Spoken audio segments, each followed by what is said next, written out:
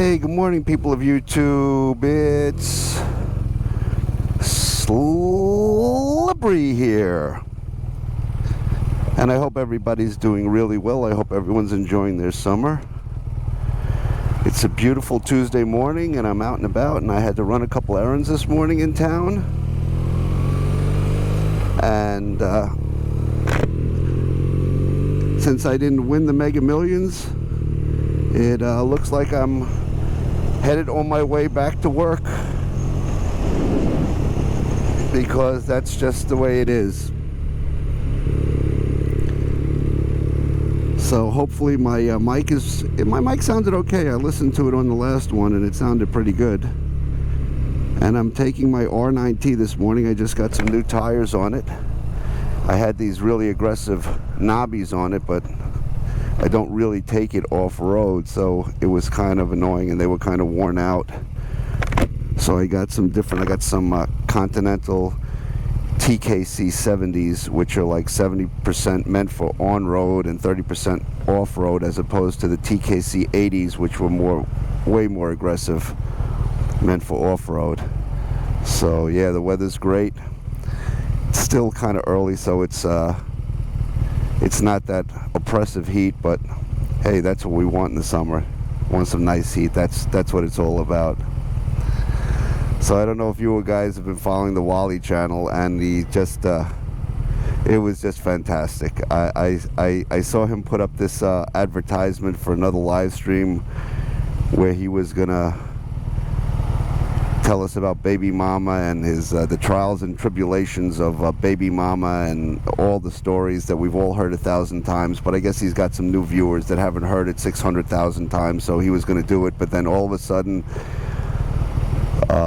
there was some kind of a post to do with Rumble. And Wally, you know, I watched your live stream when I don't know, you caught this and you caught somebody and you caught them red-handed, and the FBI. And Wally, I don't know, you doxed me about 78 times in that video, giving my full name, and I don't even have a Rumble account, so I don't know what you're on about.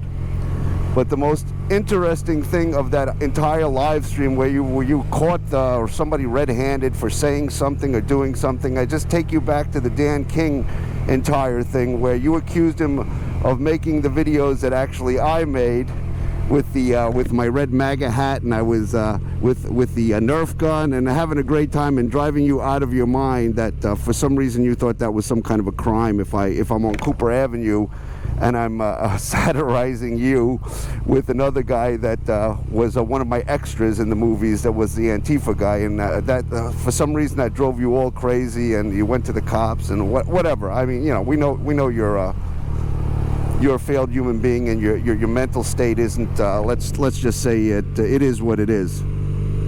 But yeah, Wally, I never had a Rumble account, so I don't know what you're on about. So, you know, maybe you should show your receipts, you know, about that how that was me and why that was me. What do you say? It had all the hallmarks of being me. And I'm just thinking to myself, what are those hallmarks? It made you cry?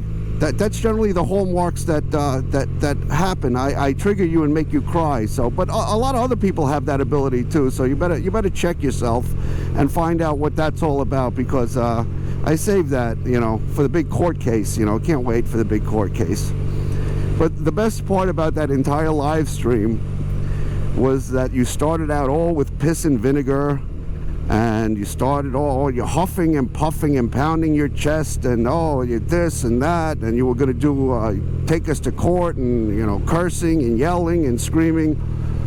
But whoever was the person that was sending you those messages, and God bless them, because whatever they were saying, by the end of that live stream, you were ready to roll yourself up into the fetal position, and you didn't say a word for like half of the whole thing. You were visibly shaken and broken. So whatever they said, it must have rung true and must have really hit home.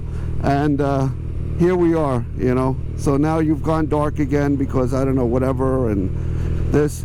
But the one thing I really wanted to talk about that I watched in that live stream is the Esteban thing. And that whole phone call and the message that you left to Esteban, and, you know, you make it sound like you're like his father, you're like his you like have dominion over the man, you know, like who he can talk to and who he can't talk to, and if these people call him, you'll call the police.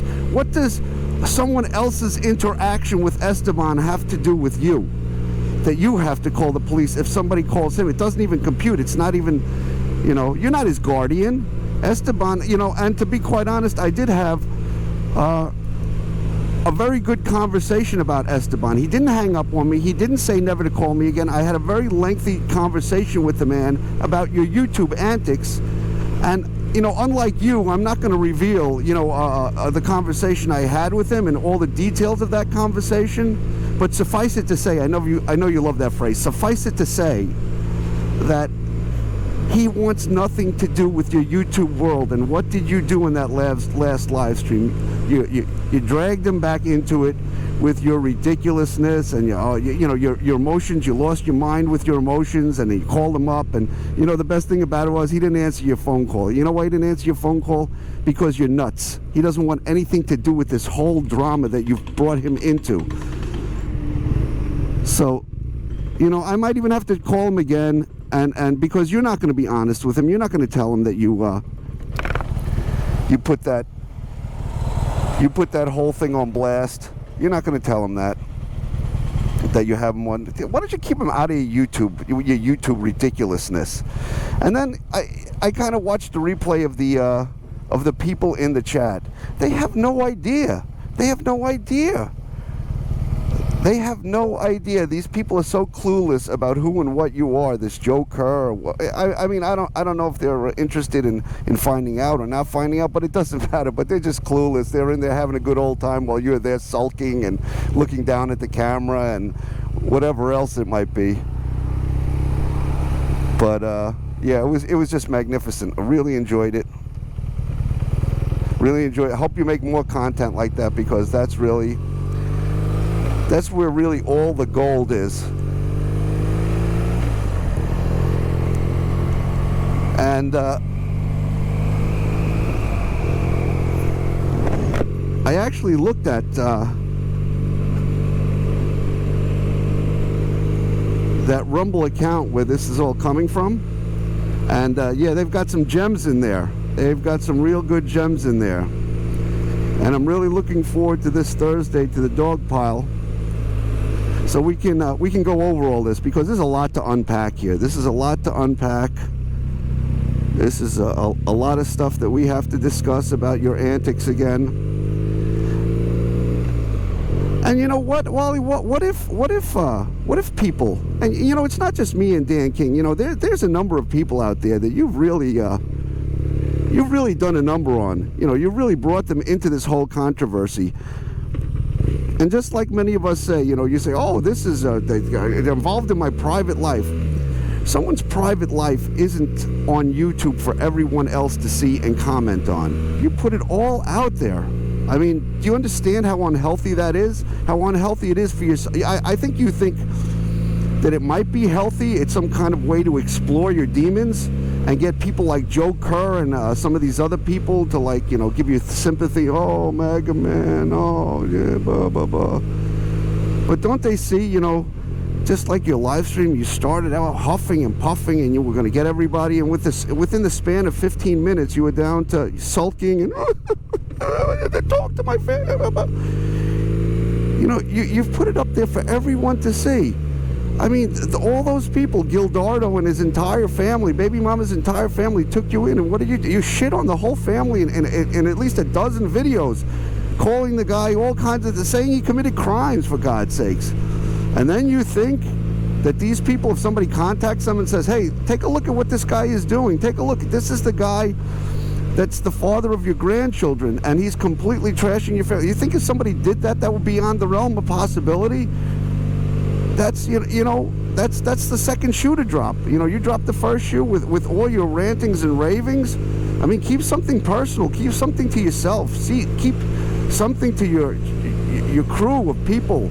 Don't put it all up on the internet for every jerk, and then when people comment on it, you're broken and you're crying, and then you have a panic attack and you have to go to the hospital, and then you have, your bipolar 1 or bipolar 2 or PTSD or survivor's guilt, all the word salad gobbledygook that you always put together, and then you get this small group of people that always seem to think that there's something legit about this fucking behavior, but the behavior is off the wall. I mean, really.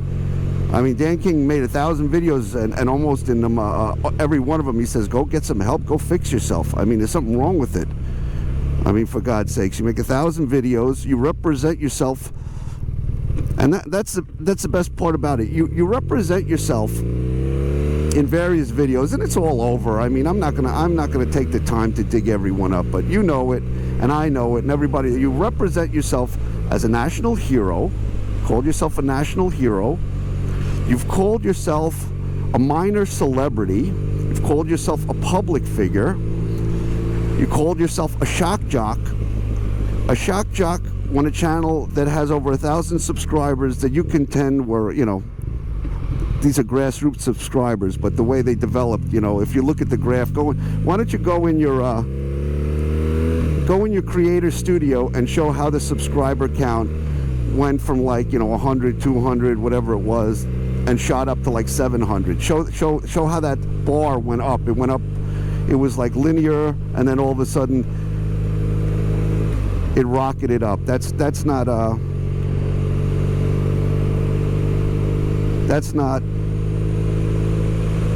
grassroots survivors. That's not how that happened. Something happened there, and you got all bent out of shape when it was suggested that you bought subscribers. But look, I think you bought subscribers. I think you went to one of those services. There's 1,001s online. All the other content creators said it too. Oh yeah, he bought subscribers. And a lot of these places,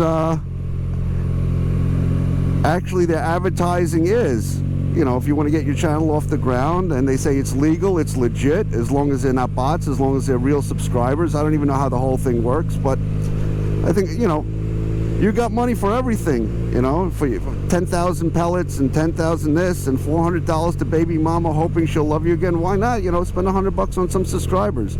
Because the same 3 jerks who listen to you all the time, it's hard to build on it, because you never have a consistent message. It's either New York sucks, I'm sad because baby mama's not loving me anymore, or you show the same 3 or 4 pellet guns and BB guns every 10 videos.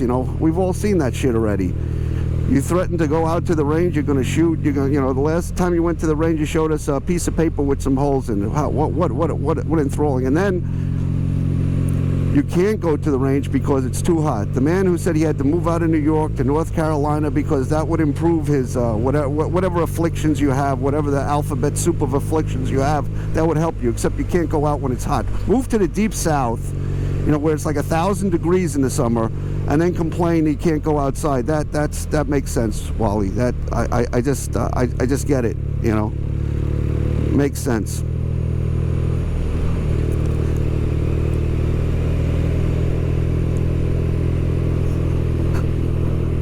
So yeah, this is great. I'm waiting to see, because now it seems that since that Sunday thing, you've gone dark. You put up a couple things on your community page where you think you get, baby mama's not your family. You never married the woman, you dumbass. You never married her. And there is, Wally, I hate to say it, but you know what? You think the woman sat around for 6 years waiting for you to get some psychiatrist to hypnotize you or snap you out of your psychosis or bipolar or PTSD, whatever the alphabet soup of afflictions you have are? You think she's waiting for you? I doubt it. There's been a lot of scuttlebutt around, because I talk a lot to the Star Wars guys and a lot of the guys that ran in the same circles, and you know what? Baby mama's been seen, and she's been seen with another guy. So I mean, look, baby mama's moved on. That's the way it is. It's probably a good idea, probably healthier for you mentally to move on, because it's not going anywhere. There's an old saying, when you marry a woman, you marry your family. Yeah, well, you didn't marry the woman, and you didn't marry your family, but you've trashed her family. everyone in her family you've trashed. So I mean, you know, how's that ever going to work out? You think she's going to, you know, send her $400 and she's going to take a Greyhound bus with the kids down to North Carolina, and all of a sudden everything is going to be unicorns, rainbows, and lollipops? You gotta get out of your funk, you know, hunkering down in the Bradley unit, worrying about the crime in New York, and every time you go out to buy a freaking bottle of water at Walmart, strapping on 6 pop guns and 4 cans of pepper spray and all the rest of it. You know, you need to work on yourself before you can work on baby mama. I mean, you're kind of a laughing stock. I mean, every guy in the MGTOW community that used to be all your friends and you had nothing but good things to say about them realized what kind of defective human being that you are. They all can't be wrong. I mean, how many people? I mean, your own family has figured out that there's something wrong. The 9/11 responder community, remember those guys? TJ and a bunch of guys, you know, we talked to them. And they have no use for you. And remember the Star Wars guys? How many more times are you going to mention WinterCon as they threw you under the bus? No, Wally. You know, you can't behave like that. You know, something happened with a security guard and he broke something happened, a little piece broke off. The man had a job to do, you know. Man had a job to do, and you thought you were something more than what you were. And you didn't want to let him do your job because you were huffing and puffing like you always do, and the helmet flew. And then instead of taking it in stride, you fell down on the floor like a 3-year-old having a temper tantrum, started pounding the floor with your fists and cursing and yelling when there were children around. It's not a good look, Wally. It's not what grown men do. It's not what 40-year-old men do. And then that's not to mention what happened at the lodge. In the collation room where other guys were talking about 9/11, that other people had spent much more time down there, and then all of a sudden you started having another shit fit. And one of the guys told me they thought they might have to hit you with a chair. So you know, you're unstable. You're mentally unstable. You're emotionally shot. Every time somebody disagrees with something you say, you're gonna take him to court. You're gonna sue him. You're gonna go to the police department. You're gonna go to the courthouse, and it always ends the same way. It's just another thing in a list of things to put in your black book. But at the end of the day, you're still a recluse in the Bradley unit that's existing and not even living a life. You know, try to get yourself a life back. You know, I don't know what other advice to give you. You know, if you get a couple of bucks, get yourself an apartment, like Dan King told you so many times. Get yourself an apartment up in New York, maybe on the island somewhere. Get yourself a little place where you can try to petition the court and try to work your way back into your children's lives, if you want to enjoy their lives while you still can. That would be the best way you could spend your money, because, you know, all your dreams about civil war, there being a civil war, and you're looking forward to a civil war, and you'll load up the car, and you know, there'll be you know, political unrest and civil unrest, and you'll be able to snatch baby mama and the kids and rescue them from the impending apocalypse. That's all ridiculousness. That's all psychosis. That's I don't know what the psychological or psychiatric term for it is, but it's not reality. That's not going to happen. The only thing that might happen is that you petition the court, you move back to the state where your children reside, because the only home they've ever had, the only roof that's ever been put over their head has been that put over their head. Not by you, Wally. The only roof and only home they've ever had was that by her baby mama and her family. They're the only home that they've ever been given by anyone. You haven't been able to give them a home. And I wondered to myself too, in North Carolina, where you are in the Bradley unit, you know, you want them so desperately to come down there, or you want to be the man, you want to support them. But it wasn't more than, I don't know, a couple months ago, you couldn't afford your own rent. How are you going to afford 2 kids and a partner if you can't afford your own rent? What are you going to keep doing the same stupid shit? spending money on stupid nonsense, Gina Carano dolls and Freddy Krueger sweaters and 10,000 tins of BB guns and paintballs and O-rings and pepperball TCP, TMP cans of this and that. I mean, you know, like if you want to be a father, you have to stop that ridiculous mentality. I remember you even showed it yourself. I mean, in one of your crazy live streams, you put up a paper, and some healthcare professional, mental health professional, said that you don't have the mental capacity to manage your own finances. It was right on that paper, and I'm not going to go dig it up, but it was there. I'm sure if somebody, Dan King or one of these guys, have it, I know you have it. But I mean, why would you show that? Why would you put that out there? I mean, you're your own worst enemy. So Wally, you know what? Like I said, you know, keep huffing and puffing. Keep doxing me.